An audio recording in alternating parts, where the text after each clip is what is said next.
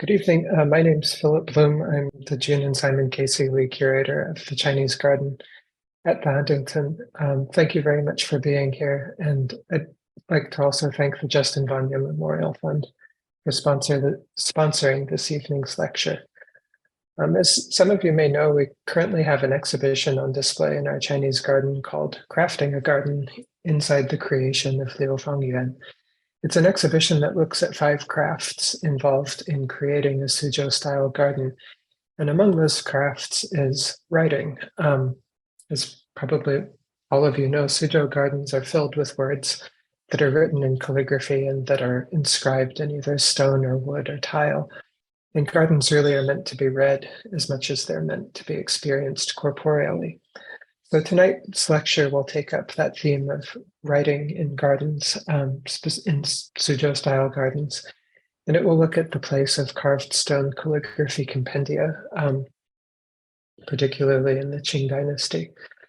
So our speaker is Lei Xue, Associate Professor of Chinese Art History at Oregon State University. Professor Xue received his MA and PhD from Columbia after completing both a BA and MA at Beijing Normal University.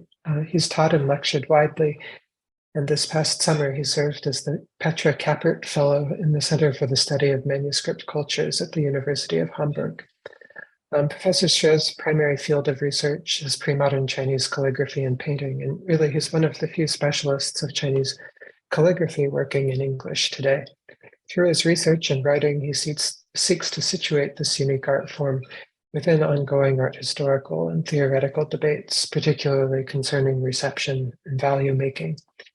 In 2019, he published his first book, A Eulogy for Burying a Crane in the Art of Chinese Calligraphy, which is a remarkable examination of one of the most famous and enigmatic inscriptions in Chinese calligraphy history. It's a heavily abraded text carved into a riverside cliff that purports to commemorate the death of a crane. Questioning the content of the text, its date, and the ways in which the inscription has been repeatedly reshaped and reinterpreted, Professor Xue's book ultimately explores the role that monuments of calligraphy play in the social production of taste and value. He's also published both in Chinese and in English on Song Dynasty literature and art. In his article, The Literati, the Eunuch, and a Memorial, the Nelson Atkins Red Cliff Painting Revisited, in Archives of Asian Art is one of my favorites, as it offers a completely new and remarkably well-supported interpretation of a painting that many historians of Chinese art, including me, thought that we knew and understood very well. But this evening, Professor Xue will address Inscribing Chinese Gardens, the Origins of Shutiaoshi. At any time during his talk, please enter your questions into the Q&A box that likely appears at the bottom of your screen. I'll pose the questions to Professor Xue after his lecture. So without further ado, please join me in welcoming Professor Lei Xue. Okay, thank you. Thank you so much, Philip, for your kind introduction. And and thank you for bringing me here and to give this talk and on my recent study, and which will be part of my future book, actually. And so let me share my screen. Can you see the screen well? Yes, okay. We can. Thank you. Good. So can we start now? Okay, so well, the title of my talk is Inscribing Chinese Gardens and the Origins of the Shutiaoshi. It's a kind of a special form of calligraphy that's found in garden. When you walk into any gardens in Suzhou, Hangzhou, or nearby region in Jiangnan, if it's old enough, you can often find the stone slabs mounted on the wall of a covered walkway, or sometimes inside a small pavilion. And if you take a close look at them, they are calligraphy and engraved on the stone. Well, in this case, you can see the wood frame and glass windows. They are later additions, of course. And originally, they were just the stone itself. In many cases, these stones are painted, engraved first and painted first with the layer of a white plaster, and then add another layer of ink to make the calligraphy stand out. So that's what we can see that, the black-white image calligraphy there. These are collections of famous ancient calligraphy works. This piece, for example, on top of this Shutiaoshi or calligraphy stone. Now, from this point on, I'm going to call that just calligraphy stone. This piece, for example, is a letter from the Song Emperor Gaozong to Yue Fei, the military general who was leading Song troop fighting the Jurchen Jing at the moment. So the letter from the emperor is poetic and powerful and full of encouragement and excitement, while the general, however, would be eventually executed by the emperor, who sacrificed him for a peace treaty. A tragic story that every school kid in China knows. The emperor happened to be a great calligrapher. Therefore, a visitor here in the garden may appreciate his elegant handwriting or to contemplate on the letter, which is poetic and powerful. Or if you know the history, you maybe want to point out this irony and to lament the fallen hero. This layers the calligraphy, the literature, the history, and more than that, and create an immersive experience for the visitors, transcending this time and space of this little corner of the garden. And there's another layer regarding the temple spatial experience. If you back to this image, the letter and other works are from different historical periods. When you walk along this narrow and long corridor, viewing and reading these pieces is it's like traveling in time. So that's exactly the essence of a scholar's garden, a dreamland where time and space seems to collapse. Finally, if you agree, viewed from distance, these stones add pleasant rhythm and accent to the otherwise blank wall of the walkway and seamlessly fit into this overall garden design. Okay, these are some familiar things for you, I think. Calligraphy has become a crucial part of Chinese gardens, at least for the so-called scholars' gardens. The most obvious ones are those for buildings in the form of a title plaques, or called Ti in Chinese, inscribing on the forehead, that's a yang in Chinese, of the building. They name the places, turning them into a poetic landscape. Calligraphic couplets like this on the pavilion, which were invented much later time, but prevailed very soon, are meant to frame and reinforce such a poetic effect in the scholar's garden. Furthermore, when scholar guests are invited into the gardens, a major part of their role in this party is writing calligraphy on the paper scroll or even on rocks. This is one of the numerous versions, numerous copies of the painting, the famous painting called The Elegant Gathering in the Western Garden. And this is quite a later work, but this is an imaginary depiction of a famous party, including the most celebrated Song literati scholars, Su Shi, Huang Tingjian, Li Gongling, all of them. And here, this guy who's holding the brush and writing on the rock is the idiosyncratic calligrapher Mi Fu, who is also known as the connoisseur of garden rocks. Inscribing poems on rocks or freestanding steles starting long before this gathering. Since the Tang Dynasty, many poems about the garden are entitled Ti or inscribing, although that does not mean that these poems were physically inscribed, but some of them were indeed written on the wall and perhaps engraved on stone or rocks. It's known that Bai Juyi, the great Tang poet, had his poem engraved in stones in his garden. His garden has fallen to ruin later, yet his inscribed stones were still there 100 years later, according to Li Gefei, the author of Records of the Famous Gardens in Luoyang, published in 1138. None of Bai Juyi's inscription and other early specimens of writing like that survive today, but it has become an essential component of a Chinese garden or scholar's garden. So here's another photo I found online. I think you can recognize in Huntington, in the Chinese garden in Huntington Library. So when we encountered this writing, big writing on this Taihu rock, Bu Tian, or fix the sky, you not just appreciate this nice calligraphy, but also understand the sheer layers of cultural meanings behind that. It's evoked the ancient mythology that the Nuwa has used this rocks, the earth to fix the broken or cracking sky. And it's also kind of referred to the metaphor in the 19th century novel, famous novel, Dream of Red Chamber. And we know the main character, Jia Baoyu, actually being, the transformed from the rock like this, which is not used to fix the sky. So in other words, it's a kind of a useless piece, just like the Jia Baoyu himself. And also, the very important cultural implication behind this is the Mi Fu's iconic gesture. And when you look at this, and you are going to remind how Mi Fu is writing his big calligraphy in the rock.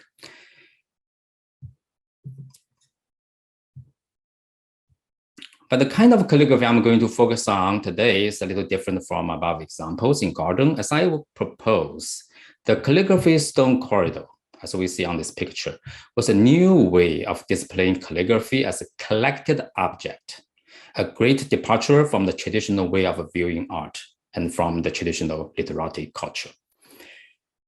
Since when have this calligraphy stone placed on the wall in the garden? Well, in a place like China, inquiries about the origins of something like that can often be elusive.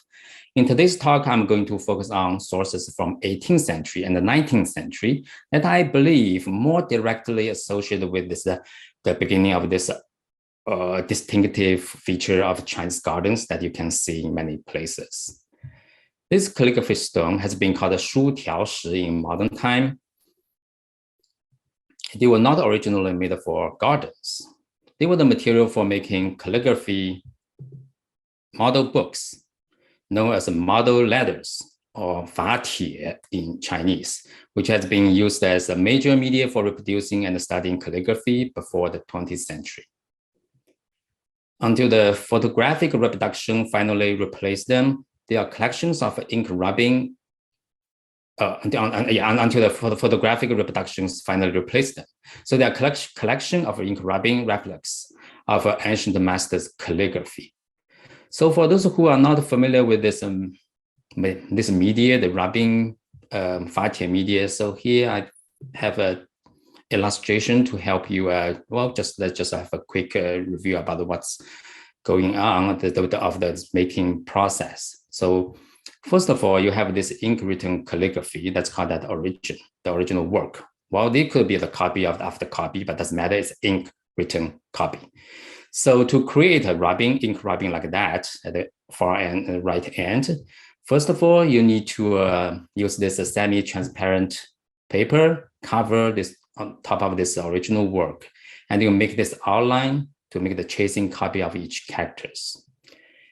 And then you take up this piece of paper and then flip it. And on the back, you use this cinnabar or other red pigment. Well, cinnabar is considered as the best material to do that, to fill in the outline, between the characters, okay? And to create this, basically the reverse image of this original work. And then before it's dry and you impress this piece of paper on top of a stone, on the surface of the stone, and then remove the paper carefully, you will find the cinnabar writing will, appeared on this stone. Then you need to carve this stone and create this calligraphy stone, the engraved stone as a media for making the rubbing. Okay, I'm not going to go to the details about the rubbing making, but just some images show you. I think it's help you to understand again this process. And well, once you get this carved stone, and you will put a piece of paper and glue it, get it wet and glue it on top of that, and then use a small brush to damp it many times until you find the part of the characters, the paper sunk into the part of the characters. And so, and the other part will be flat, okay? So the next step is creating this rubbing. Wait until it's almost dry, and then you begin to apply ink with this little pads, and then with light ink. Just be very carefully, to dab on top of that, and gradually to make this characters show up. So by the way, this is a group of students. I took them study abroad into China, and then we visited the Suzhou Museum, and they're very lucky to have this workshop with the people there, and it's a hands-on workshop to making rubbing. Well, the making rubbing is not really difficult. It's you can learn that in half day, but it's really just about the patient. It's be very careful, and then after you get done, you just peel this paper gradually from the stone, and you get the rubbing. Okay, different from the printing or the photography, as you can see, as a result, a piece of rubbing is actually a 3D object, which gives it a very strong tactile feeling, right? Such a unique materiality also demonstrated by the fact that there's a continuous contact of the object. If you think about this whole process, from all the way from the calligrapher's hand touch, and then to the rubbing process, as a result, the rubbing maintained the size, layout, and ideally the exact brushwork of the original. And also in doing so, this rubbing process, if you think about the whole process, it's a touch by touch by touch. It's convey this aura of the calligrapher's physical presence, this kind of like spirit of the hand gesture now passed down all the way to this rubbing process. This actually tactile experience, or you can call that a material physical link, can also find in this how do you practice calligraphy. So now you think it's more kind of almost like a reverse process. Okay, so for the most of the time in history, people do not have a photography of a calligraphy to study, and so the rubbing is the major form. When you get this rubbing, first of all, what you want to do is you want to make an outline copy on the paper on top of this rubbing. Well, so I use the same image, but now you need to think about this. On the bottom is the rubbing image. Okay, and you create this outline copy of the rubbing, and then you use the red ink, and then in the practice you just filling this line between them. In that way, you can capture the nuance of the touch of this artist. That's if you can do that all the time, and if you can, hopefully you can recover the secret of a brushwork that the original, when the calligrapher created this original piece. So that's the whole process of a calligraphy learning as well. So maintain this very consistent physical touch all through this whole process. Even for the most, now I'm just talking about the beginner, this miaohong, so-called miaohong process, or tracing the red outlines, is the must have, the stage for the beginners. And even you are experienced calligrapher, and you are also supposed to consult the model books all the time, and in order to refine your skill or seek for inspirations, as this painting show us. This is done by a 17th century painting by Sun Kehong, a Suzhou artist, and show the different fun things to do in garden. So one thing he shows is this copy the motie. You can see if you can read the Chinese characters, and that's the copy the model books. And if you look closely and see the class in the garden scene, and you can see scholars working on the desk, and outside you see this rocks, trees, and also cranes, and the boy servant who seems like feeding the crane. And just to give you a close look, the scholar is writing on this hand scroll, and but on the back room you can see another boy who's reaching out for the shelf. Well, this is not a normal bookshelf. This is a bookshelf for model letters. That's they will be cutted and then folded and then mounted in the book format or album format. And some is in the luxury version like this, can put into the the wood case, and others perhaps just sell like a book. Although calligraphy model books has been made and circulated since the 10th century, if not earlier, it's in the turning of the 17th century their production began to surge, especially in the Jiangnan region here, partly because of economic boom and the dramatic increase in literacy at that time. Songjiang, I marked here on the map, where Sun Kehong, the painter, was living, was known as the center of the model book publication. Now let's return to the stones. So what happened to the stones? How then did they end up on the wall in gardens? Before I answer this question, let me first point out an interesting fact. Most of the model books, I listed just a few of them here, the most famous ones of them here, and they are named, they're named after buildings, and especially those in gardens. So from the very oldest one, Chunhua Getie, that's the model letters of the imperial pavilion in Chunhua era. So there's no specific name there. However, if you look at other examples of these model letters, they are hall, they are letters of a studio, a chamber, tower, garden. So all those things we can find in the garden. The stones and the rubbings were unlikely made in these buildings. They are, because making process is so messy, and you don't want to do that in this elegant study buildings.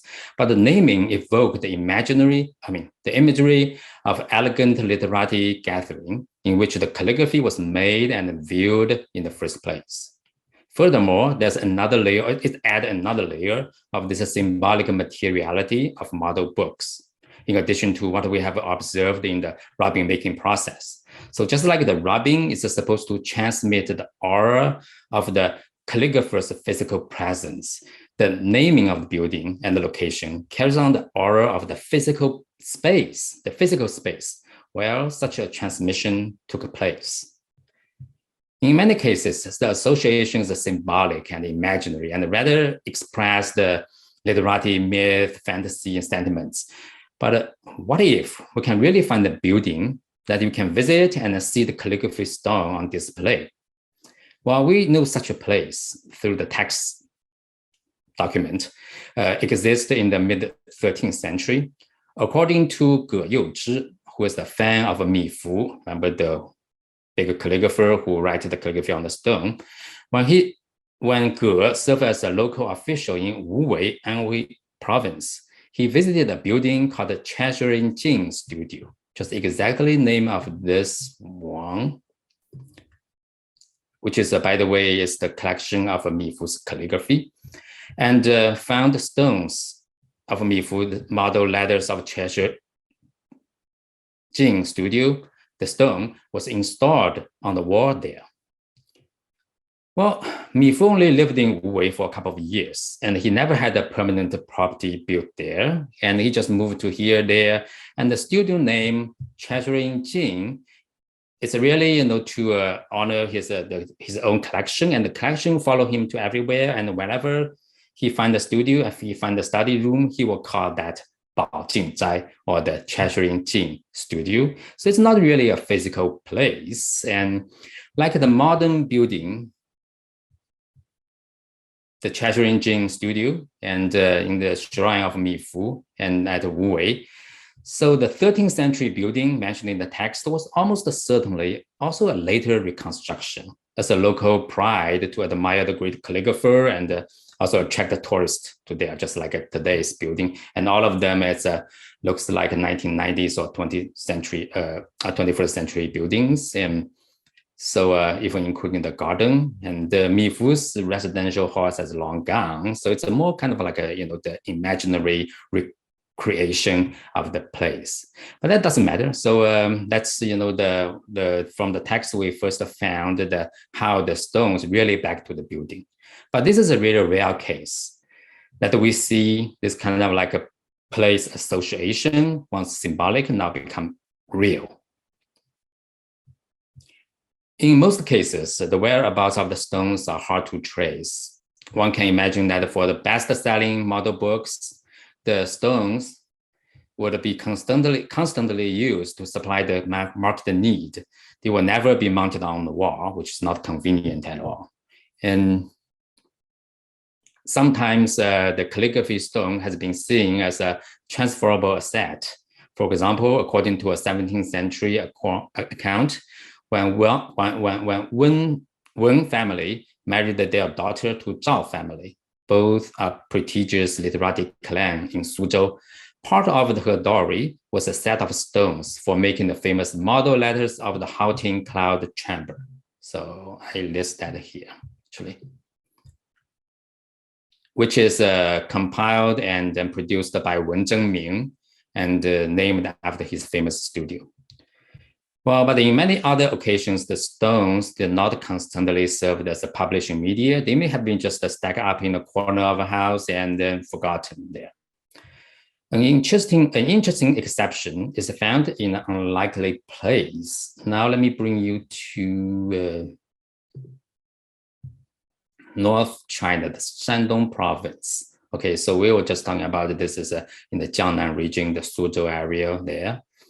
And in the Shandong, here on the screen, this is a Zhongqing Ci, or Zhongqing, or the shrine of loyalty and diligence in Xincheng, Shandong. The shrine was founded in 1589 by the Wang clan to commemorate their ancestors, the Ming official Wang Chongguang. A set of model leather stones were created there in 1598, 9 years after the construction of the shrine, supervised by Wang Chongguang's grandsons. Originally, there were 259 pieces, so quite a big project, and about half of them still survive today, now displayed in the site's renovated exhibition hall. This is not a calligraphy model book in traditional sense, however.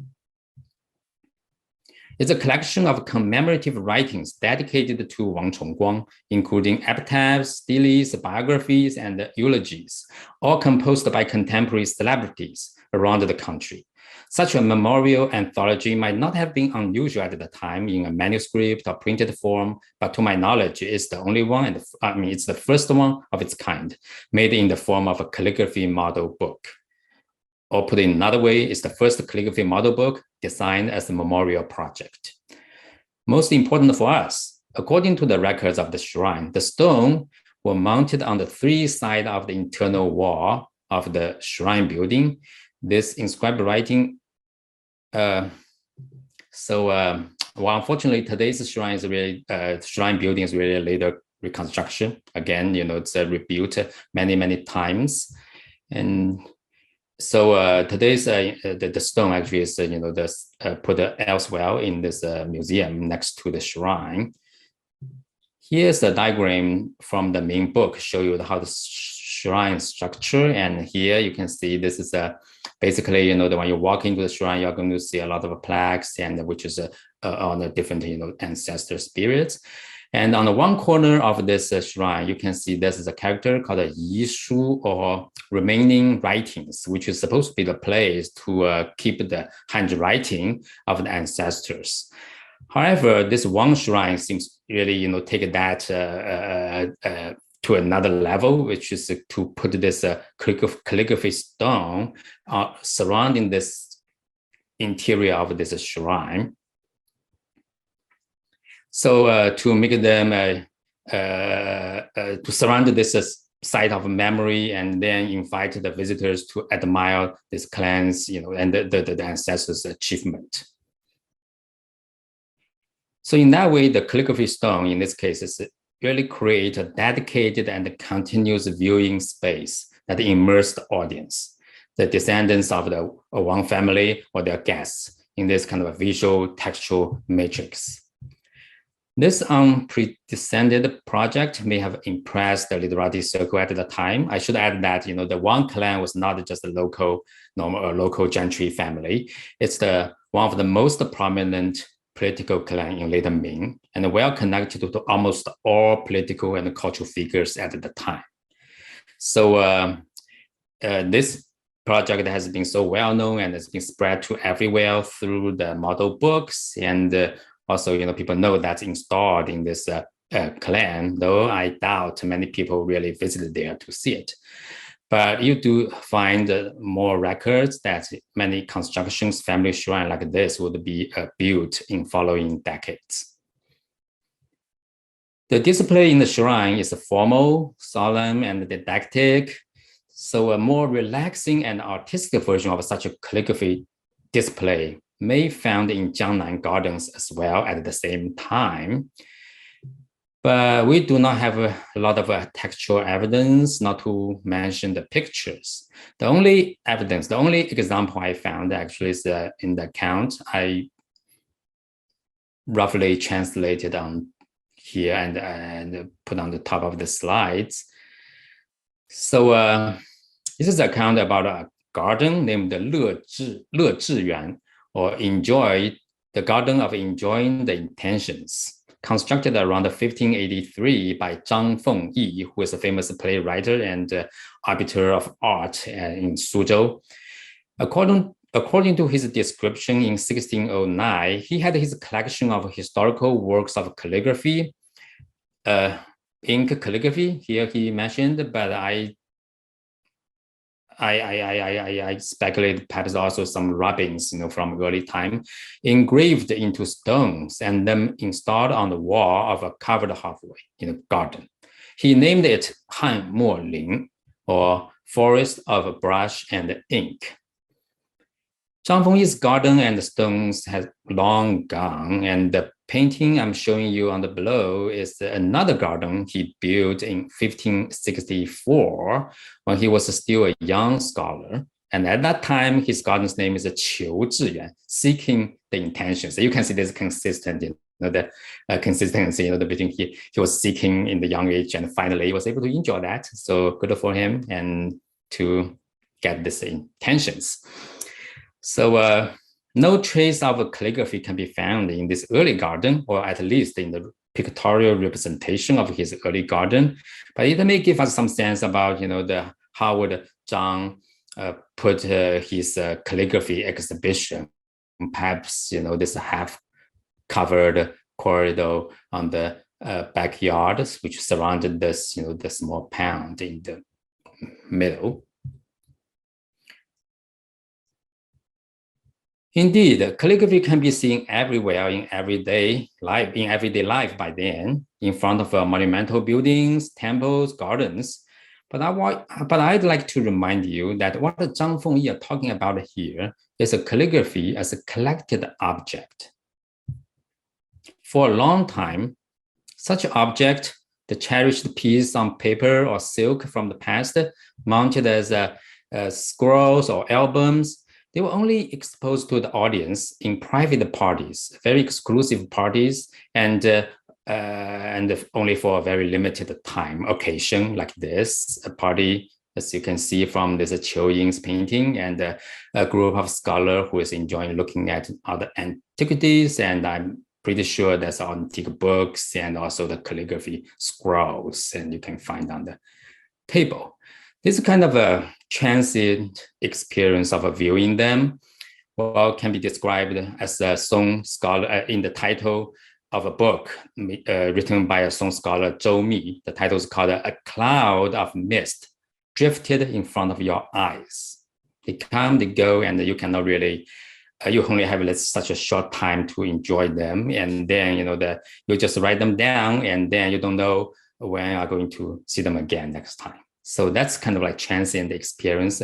It's an essential part of this literary gathering of a viewing and the viewing experience of a calligraphy work.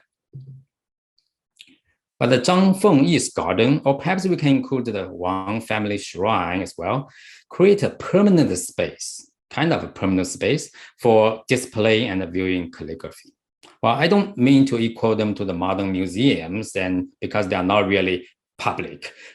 But this display in this kind of a semi-public space of shrine in the garden was distinguished greatly from the exclusive party that only a few privileged participants could enjoy in the past.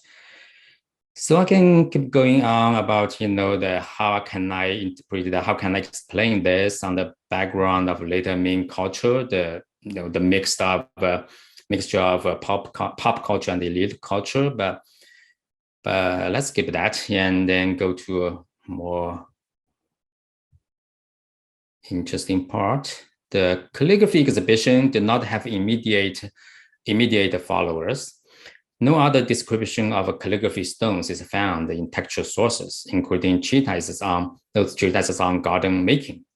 Paintings about gardens are often idealized and not intended to give details of architecture, decoration, or not to mention the calligraphy in them.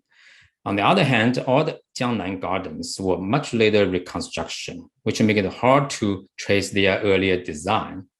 I mean, even if there were some similar constructions, the calligraphy display, they might have been obscured, forgotten in the turbulence during the collapse of the Ming Empire and the dynastic change in the next century.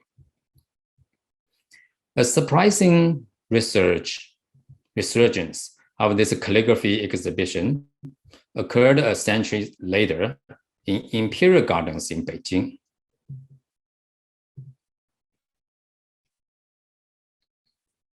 So what I'm showing here is the Manchu Emperor Qianlong, and also an avid calligraphy lover who, like the picture show us here, has been enjoyed posing as a Chinese scholar, holding brush, writing calligraphy in this beautiful garden setting.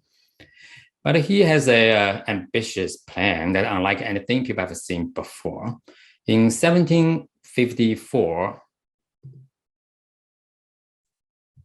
a two-storied building called the Tower of Viewing Antiquity was built at the northwest side of the Chong Island at the heart of the Imperial Garden adjacent to the Forbidden City.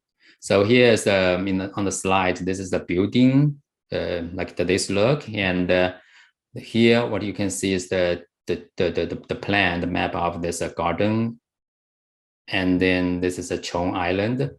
Here's the location of this Tower of Viewing Antiquity. So, well, this is an aerial blur image as an aerial view that show you this garden and this Chong Island, and there's a pagoda, white pagoda at the center here. And on the background, you can see it's the Forbidden City. So in this picture, the building of Viewing Antiquity actually is facing us. It's right about there, but it's too small to see from the aerial picture. This very odd, curvy facade of this building allowed the emperor and his guests to have a very wide angle view. No, sorry, my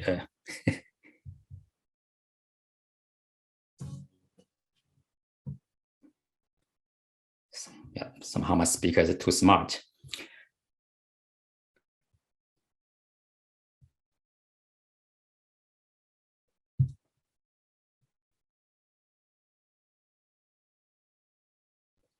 Okay, let's back to this Tower of Viewing the Antiquity.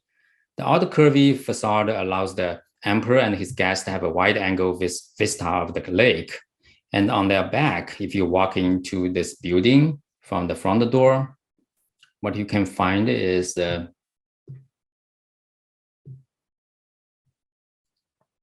calligraphy wall. Displayed this calligraphy stones. This calligraphy stones is a stone for making a model book. That's the largest set ever made in history, and it's called the Model Letters of the Heart of Three Realities. In total, 495 pieces of stone installed there. Well, again, this is a quite a modern construction, so you do not really see and this pillar and this second floor actually is a quite a later addition. And originally it should be goes all the way up, and you can see it's a more kind of like sea of a stone and a calligraphy. Well, this is the largest model letters or fatie has been ever made in history, but evidently the emperor was still not happy with the production. He really wanted a spectacle of calligraphy, which would match the view, the vast view of the lake. So that's why he built this building there. The connection of the landscape and the calligraphy is addressed in the phrase of one stone here's just show you a detail of the stones. And the one stone here, what I'm talking about is and let's read Yan Yun Jing Tai, or mist and cloud fully reveal their shape. The phrase Yan Yun, the mist and cloud, refer to both natural phenomena and also the animated brush strokes in the calligraphy text. And the poem follow the piece explicates the purpose of the building. That's to share the collection of calligraphy with the world. And the emperor bragged that, when he built this building and this grand tower and show all his collections in this durable stones, and the millennia of spirits, which means those calligraphers' spirits, all the way from Wang Xizhen to the later great calligraphers, they will gather here and just like holding a big party with the emperor. So it's quite an imaginative, the scenario. And if you read this imagery, if you read this text. Qianlong's big writing and the poem does not appear in early edition of the model book. It will be added to the later edition that if you get a copy now, and then it's including these two pieces, Yan Yun Jing Tai. And here is to show you one example of the many copies and made from that stone.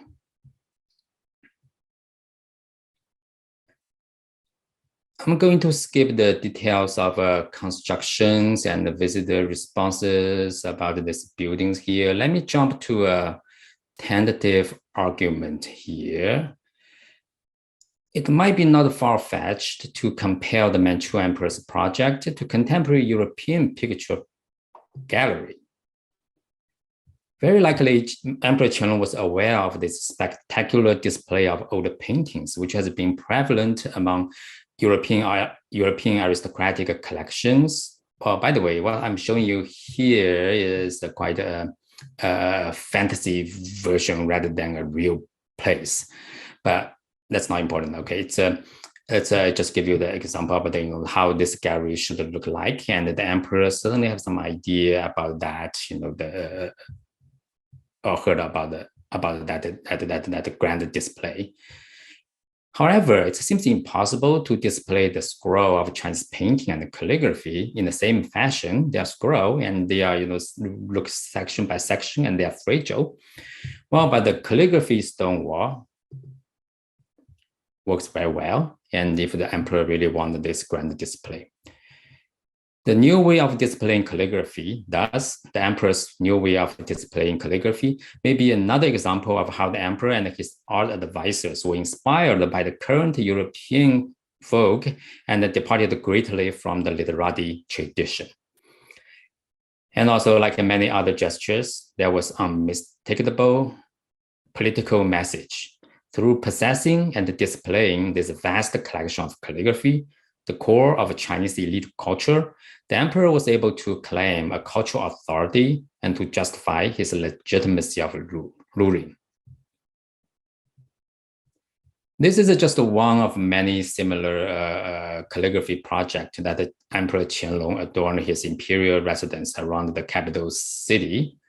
Another example I want to show you is the recarving of the oldest model book Chunhua, the model book of Chunhua era. And this recarving is occurred in 1770. In total, totally 114 calligraphy stones. Now it's released in the white, now it's in white marble, were made and installed in the Garden of Eternal Spring, part of what is collectively known as Yuanmingyuan, or the Garden of Perfect Brightness, where Emperor Qianlong chose for his retirement paradise. So let me show you the map of this garden. And this Garden of Eternal Spring, the emperor's retired place, and the central part of this garden is the residential area, and as we call the Han Jing Tang, or the hall of preserving classics. Okay, so the building and the whole garden, if you know the Chinese history, has been long destroyed. and it's burned to ground by British-French troops in 1860. But the recent archaeological excavations really help us understand the structure better.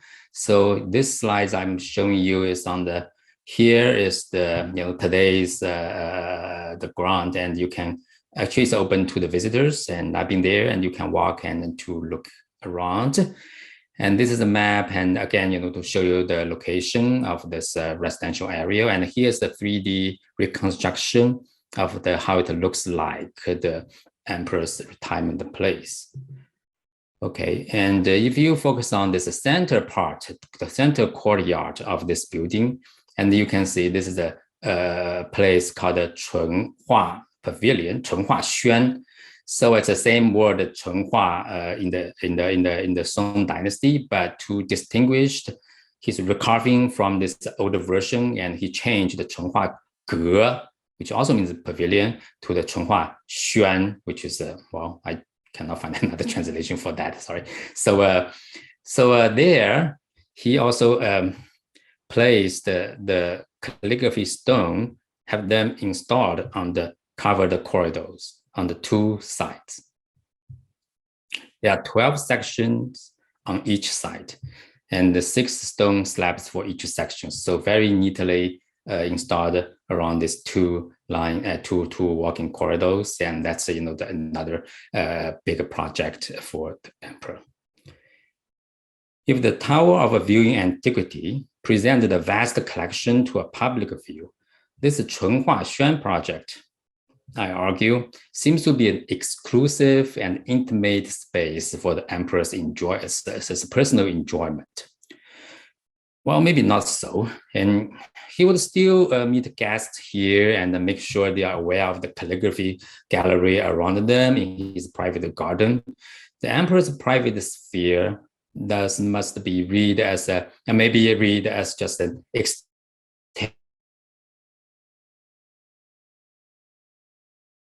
the performance of his turned emperor.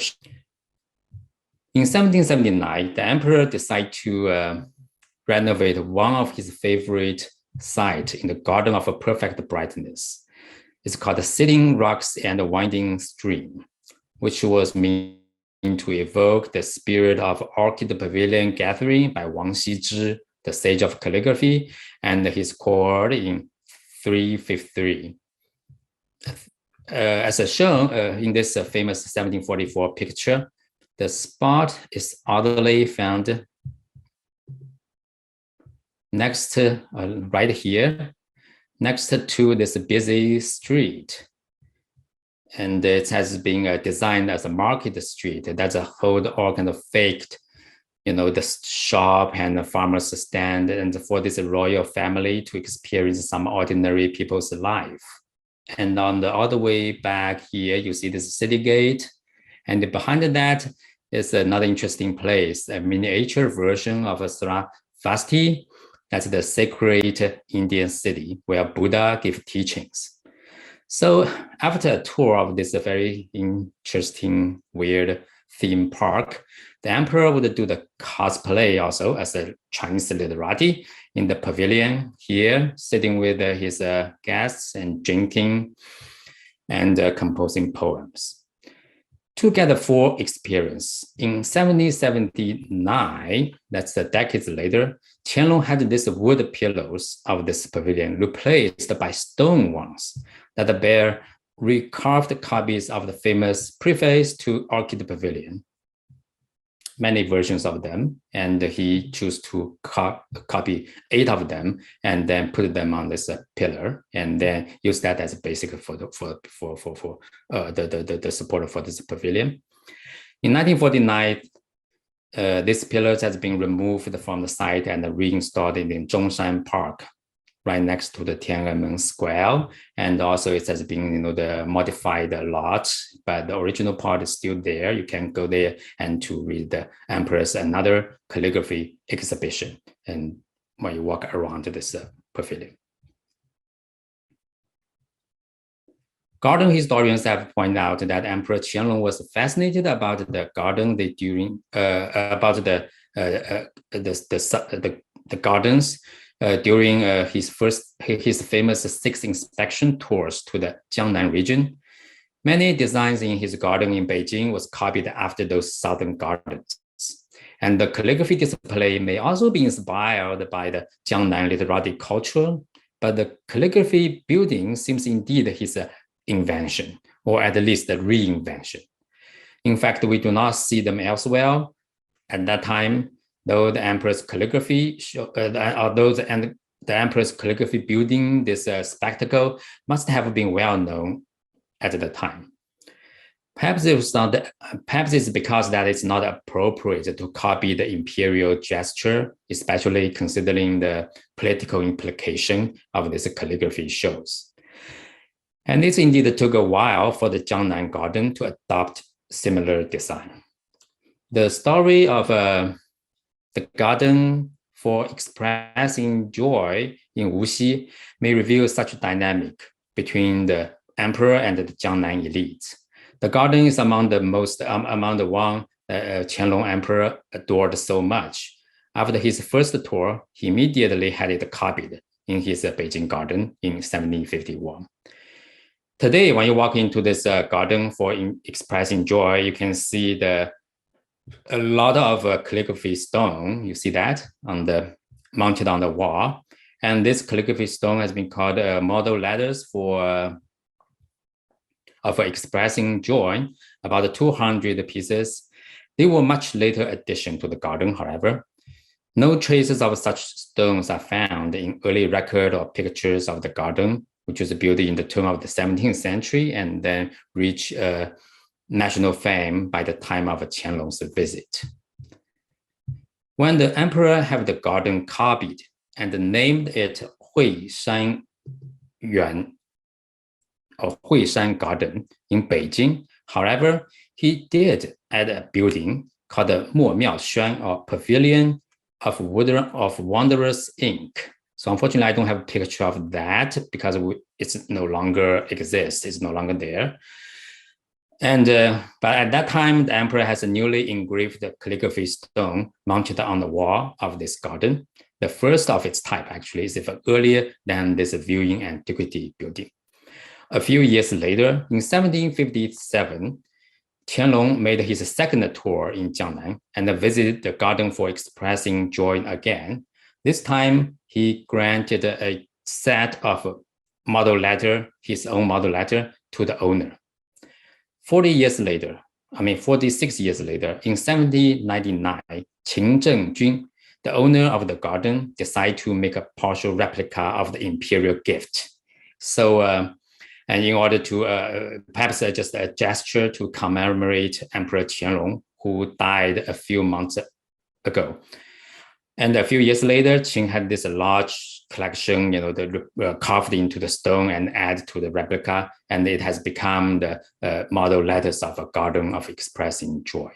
There's no record on when this garden was installed on wall in the garden of expressing joy, but they would not be surprised that they would copy the emperor's calligraphy display and make it their own calligraphy corridor. And at this time, the meaning perhaps already changed. You are not copying the emperor's gesture. Instead, you are paying homage to the emperor's legacy.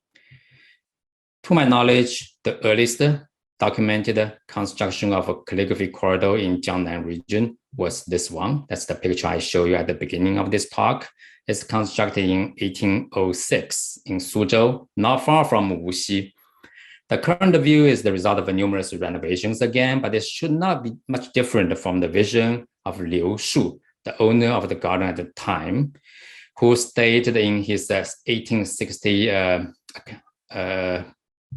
text account about this garden to collect the stone engravings from the past and the present, putting them on the walls around the living space, facing them day and night. I enjoy myself. About 400 pieces of stones were accumulated there and mounted on the wall, the second largest collection just next to the imperial project.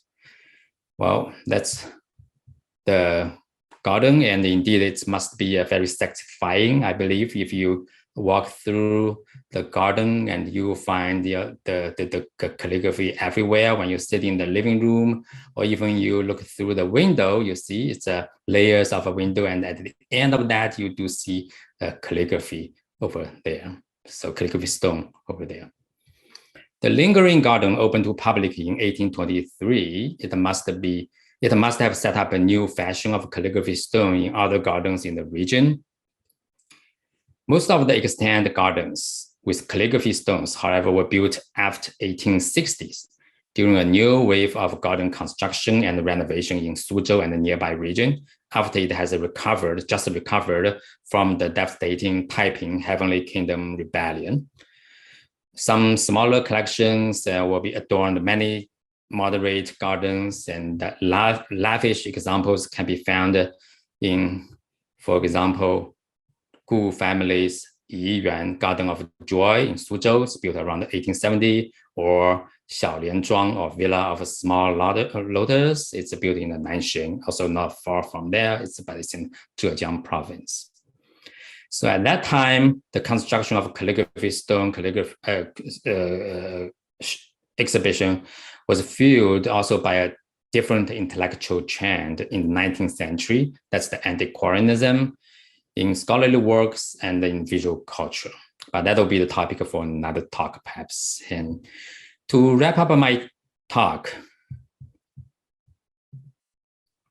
given the long history of Chinese garden, the calligraphy stones that they are commonly seen in the garden today were rather later invention or reinvention. Once the media for making calligraphy model books, they were recycled and be part of the garden design and embraced by this imperial spectacles in 18th century, then adopted and pervaded in Jiangnan region in later 19th century. So they have been constructed as a permanent viewing space and has deeply shaped the way of looking and displaying calligraphy. Okay, so thank you everyone for listening, and I do hope, and after this talk, and you really want to get a set of a stone for the Liu Fang garden as well. Okay, thank you. Anyway, thank you very much, Professor Xue. We do really want to get a set of Shutiaoshi for Liu Fang Yuan. The problem has been figuring out how to mount them so that they're seismically sound. And yeah, that's something we're working on. So there are already quite a number of questions, so we'll just get started. At the beginning of your talk, you talked about the famous example of Mifu writing directly on a rock. And so one person asks if there's any kind of connection between the sorts of rocks that are collected as scholars' items and the rocks that are suitable for calligraphy in gardens. Well, I don't think the scholars really always write calligraphy on the rocks they collect, right?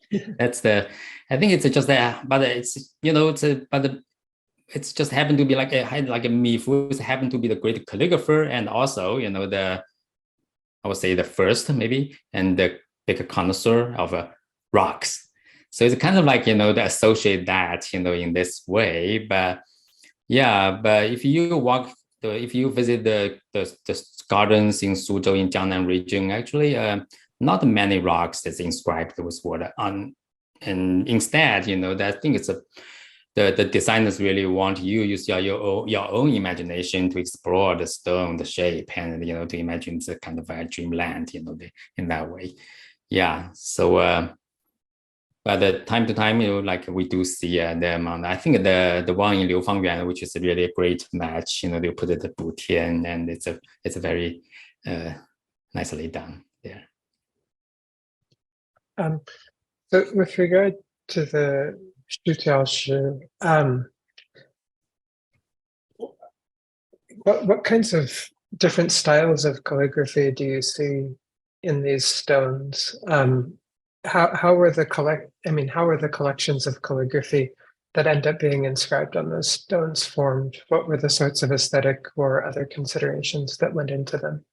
I think as I mentioned, the basic motivation is just the replication replicate your whole collection, like the Emperor Qianlong did, right? And also for other private collector, and then you want to make your collection more public, and then it's that's why you created this wrapping version of that.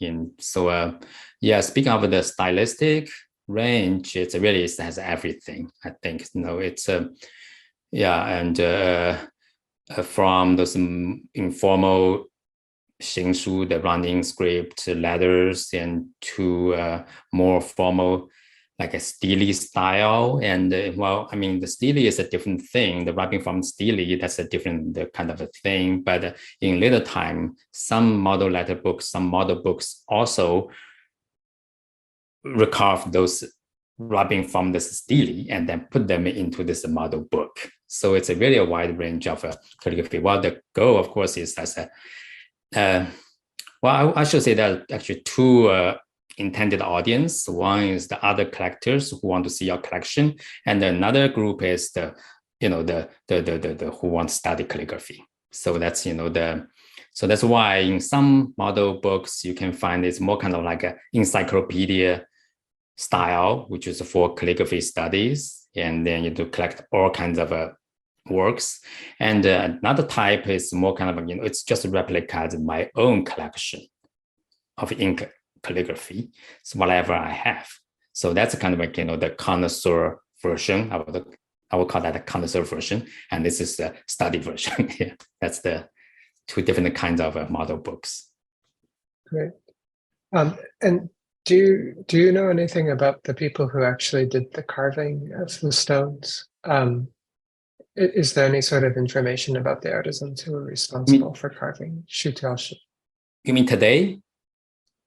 Well, either today or in the past. Oh, in the past. Oh, you mean yeah. We do have some information about the many people they do engraving the steles, and there's a Shutiaoshi, just the same thing. And then they are hired to do this works. And for the Zhongqing Shrine, the Shandong project, and then we do know a lot of details about what's going on and who they hire, and they are from actually the Suzhou artisans they hire and then bring them to Shandong and then conduct this whole project for them. So in other cases also, there could be even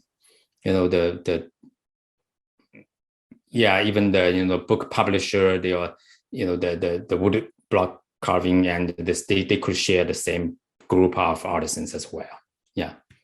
Then in the modern time, it's actually modern time is much easier. I saw in Shanghai library, and I saw how the curate, I mean the people there replicated this model books, and today they just use this the electric tools, and then just put a piece of photocopy of this old rubbing and then paste that on stone and then use this modern tool, and so much easier to do that. Yeah. That's how we did the rocks in the Fangyuan.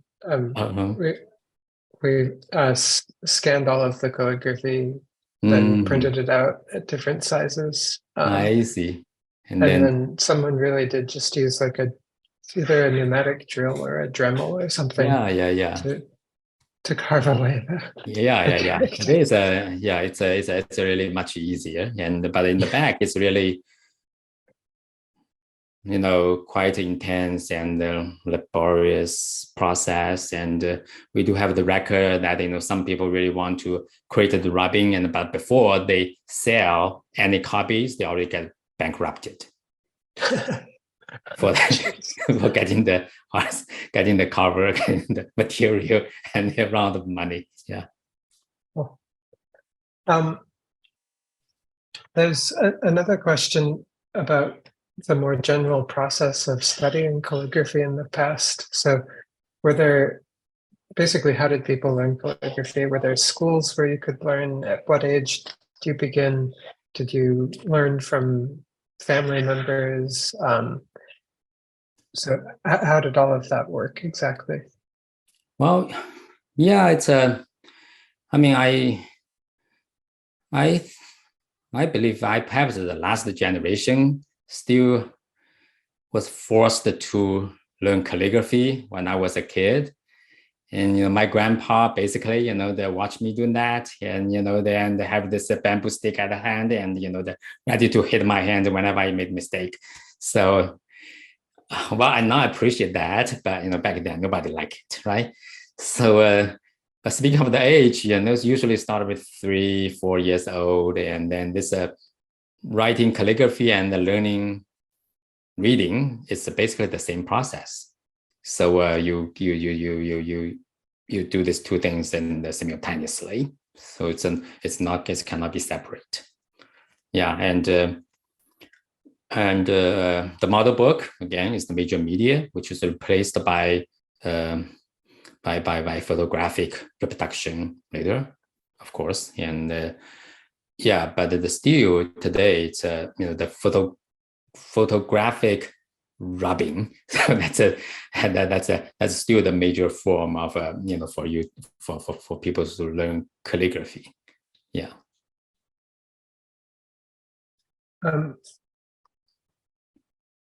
Do you know anything about the kinds of stone that was used for the Shutiaoshi? Where did the stone come from? How was it sourced? Okay, good. Yeah, I mean, they are easy to get, and they are limestones, and basically it's limestones and different type of limestones. But limestones, it's dense enough, it's fine enough, but it's not so hard to carve. So it's become the choice for most of them, except the emperors.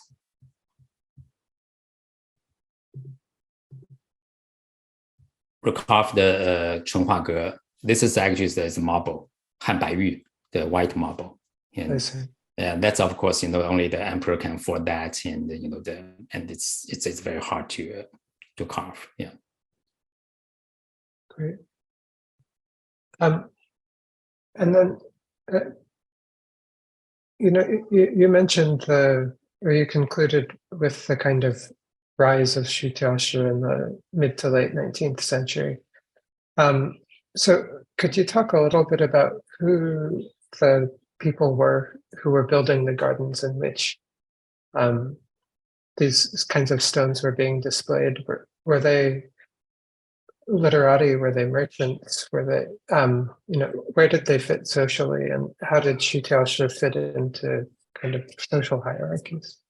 Okay, thank you for the question. Yeah, that's a great question. Yeah, of course, you need to be rich to have a garden first of all, not to mention to get a Shutiaoshi there. And but I think in 19th century, we don't need to talk about the Emperor Qianlong's case, but for the 19th century, the cases, when the Suzhou was just began to, I think a lot of gardens actually built right after the Taiping Heavenly Kingdom, the rebellion. So that's actually kind of a surprise to me, when I began this study, and I knew those gardens are not that old, but I did not realize that gardens really not really have long history. They perhaps based on some early models, it's located on the original place, but the oldest gardens, it could be the older than that. So in terms of how authentic is the architecture itself. Yeah, at that time, in the place of Suzhou, of course, first of all, need to be the rich, right? The merchant. Usually it's the merchant class who get this garden built, and they hang out with the scholars at the time, the literary scholars at that time, and who will be the art advisor, and for them to first of all buy calligraphy works, not necessarily original work, but good rubbings of the original work, right? And then you accumulate those ink calligraphy or this older rubbings, and then you assemble them, and then you make the plan to carve them into stone and for your garden.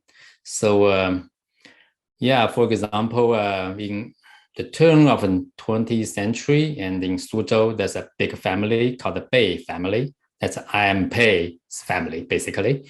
And so they have a big garden builder, they are rich, right? And then they found Wu Chang. Oh no, yeah, it's Wu Changshuo. I think it's Wu Changshuo. Yeah, and as an advisor, and to create this whole set of a calligraphy stone called the Ting Yu Lou, or the Tower of Listening Rain model letters, and then put them on the wall. So that's, just to give you one example of how this rich merchant in the Suzhou region, the Jiangnan region, and then collaborate with this literati scholars to create this project. Great, thank you very much. And so one final question. Are there good sources for calligraphy model books today? What do you recommend? If you want to learn calligraphy, what kind of a calligraphy model books? Well, I think today, we have a reproduction, the photographic reproduction of the many ancient, the writings. So yeah, you do not really need the model book anymore. This black white image cannot really give you the sense of a brushwork and ink tonality, all those subtle movements. And today, even digital image can really give you the sense of how the calligraphy looks like before, right? However, the model book do have something cannot replace by this modern things. The photography is that it's really give you the sense of the size, the accurate size of the character, which is very important because you need to understand some Xiaokai has a certain way of the method to write them, and it would be how small is the Xiaokai. So if you look at the photographic reproduction, you never get this idea about that. Yeah. And and so also, if you admire the Wang Xi's work for a long time, you can look at it, a lot of copies of Wang Xi's work in digital images. But when you look at the real work or the reproduction or the rubbing from the original work to feel the sense, you will be surprised by how big it is. I always kind of surprised, like, why do people never want to save paper back then, right? Write such a big characters, so I think that's something I think it's hard to replace by modern photography, and that's the model book can really preserve. Yeah. Otherwise, if you really want to practice calligraphy, just go ahead with anything you feel it looks beautiful and you enjoy, and you want to make a copy of that, and then just go with that. There's nothing wrong with it. Great, that's terrific. Thank you. Thank you so much for your illuminating lecture. I really look forward to reading the book version of this. Thank you so much. Yeah, Phillip. So our lecture series will continue later in the spring. Professor Aurelia Campbell will join us on April 20th to discuss Dali marble I think in Suzhou Gardens. And we may have another lecture in March, depending on how things go. So thank you again so much for joining us. And thank you, Professor Xue, for your wonderful talk and this illuminating discussion afterwards. Thank you so much, Phillip, again, to have me here. And it's really nice to talk to you in the audience of the Huntington Library. Yeah. Great. Thanks. Thank you, everyone.